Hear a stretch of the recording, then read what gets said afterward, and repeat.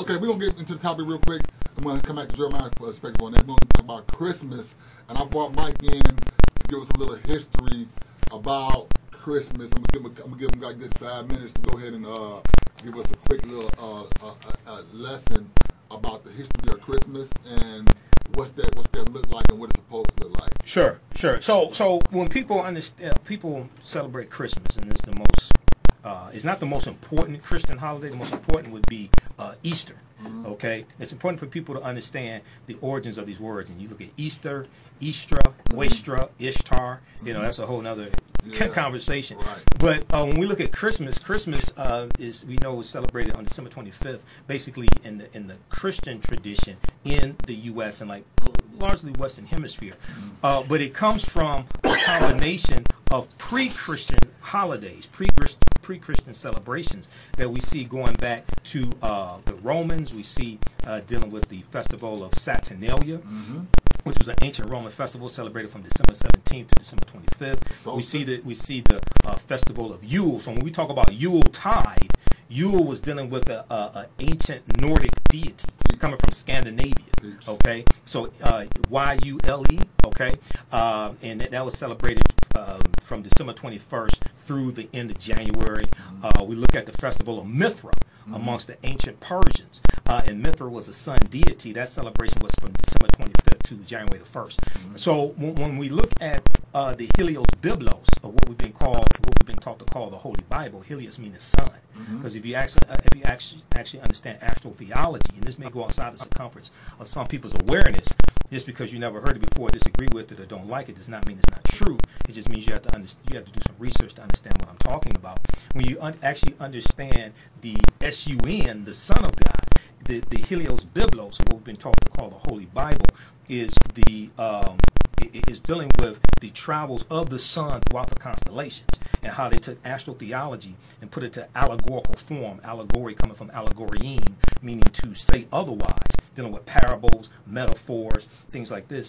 And it was taught as literal history, but it's not literal history. Okay, so the reason why Christmas is celebrated on December 25th is because December 25th ties into the winter solstice. Okay, so the winter solstice occurs usually on December 20th through December 22nd. Fourth quarter. A lot of times it's right around December 21st. And during this period of time, this deals with the sun traveling throughout the constellations. It deals with the travel of the sun.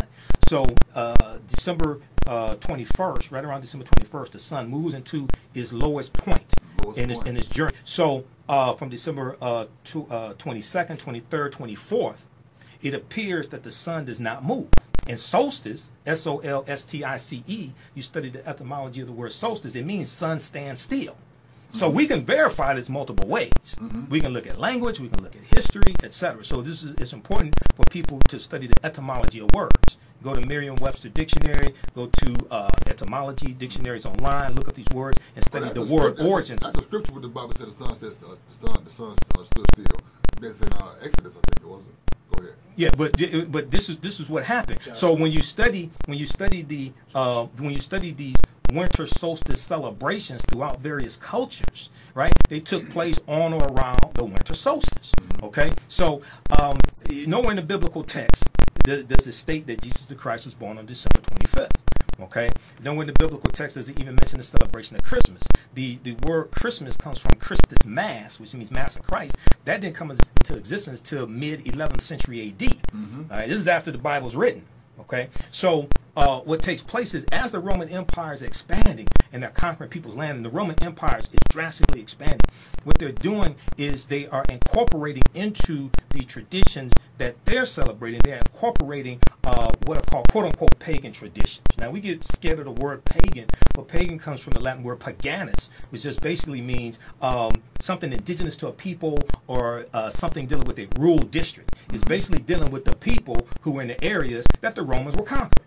And they're taking aspects of their traditions and incorporating them into what's going to be the Christian tradition to bring people, to make it easier for these people to adopt the religion that they're forcing upon them. Okay, so as subsequent generations are born of these people who are being conquered, they don't know anything about the old ways of their parents or grandparents, things like this. They just know what exists now. So what happened was the Roman, see, when they came in to conquer them, they understood that they would oppose them, and the hierarchy said we ain't gonna just take everything from them. So we gonna start mixing our traditions with their stuff and became pagan religious. Like they brought in the holidays. Like even like Monday was a Greek god. Tuesday, Monday was Moon's Day. Yeah. So when we studied, Nike also was a Greek god.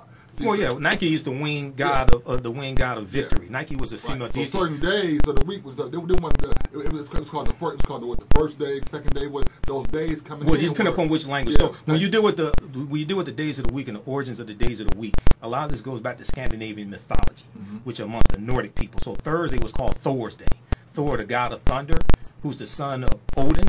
Wednesday was called Woden's Day or Odin's Day. Friday was Freya's Day, or Frigga, or Freya, who was the wife of Odin. So when you look up these words in the dictionary and you study the etymology, they take you back to Scandinavian mythology. So when we look at a word like frigatriskaidekaphobia, frigatriskaidekaphobia means the fear of Friday the 13th. And when you study the etymology of the word, it takes you back to Freya or Frigga, who was the wife of Odin, who was the father of Thor. Okay, and Monday was known as the Moon's Day. Okay, so you can study history, but these are all still people. Well, these weren't living people. Right. This is coming from Scandinavian mythology. What the names of people that they was named. Right, exactly. So that's what we're going to understand. So I'm gonna wrap this up and take these calls. But in saying that, pagan came in. They allowed it to come in to ease over the takeover. And a lot of things came in. It was, like even the singing nativity is not proper. It's not correct. But we celebrate our American tradition, American history, and they have marketized this thing and took it into a whole different realm. Where even if we do pause for 25th for Jesus' his birthday, it ain't even about his birthday no more. Now it's about gifts and pressure and money. It's spending money and putting this. It's been commercialized. So let me do this very quickly before we come up on a break. Going back to the late 1800s, people in this country were saying that Christmas was becoming too commercialized. When we study the history, I've studied the history going back to the pre-Christian era, all the way through the 1800s, the creation. When we deal with Sinterklaas is Dutch. It was is what was called Father Christmas or Saint Nicholas.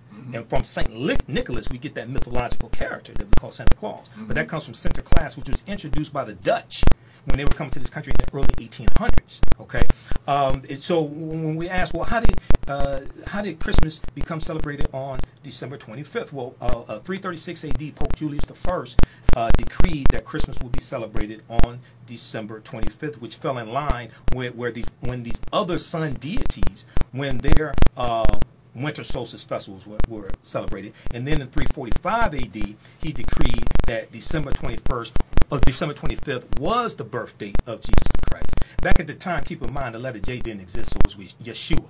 The letter J was not invented until 1630 AD. The letter J is derived from the letter I. And people could read the historical origin of Christianity by Dr. Walter Williams. Chapter 9 deals with the whole history of the letter J. Then also, for more information, you can get the 3-hour DVD lecture that I have, Ancient Kemet, the Winter Solstice and the History of Christmas. Ancient Kemet, the Winter Solstice and the History of Christmas, available at our website, AfricanHistoryNetwork.com, which deals with the whole history. It deals with the origins of Rudolph the Red-Nosed Reindeer. It deals with how the celebration went from a religious celebration to a secular celebration. It deals with how it ties back into ancient Egypt, ancient Kemet.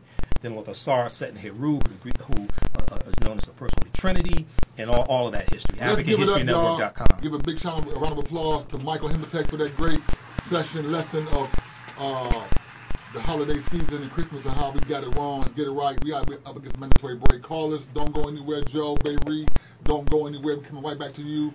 We're going to finish up our Christmas celebration and get that spirit up, lift it up, y'all. This is the Pastor Mo Show.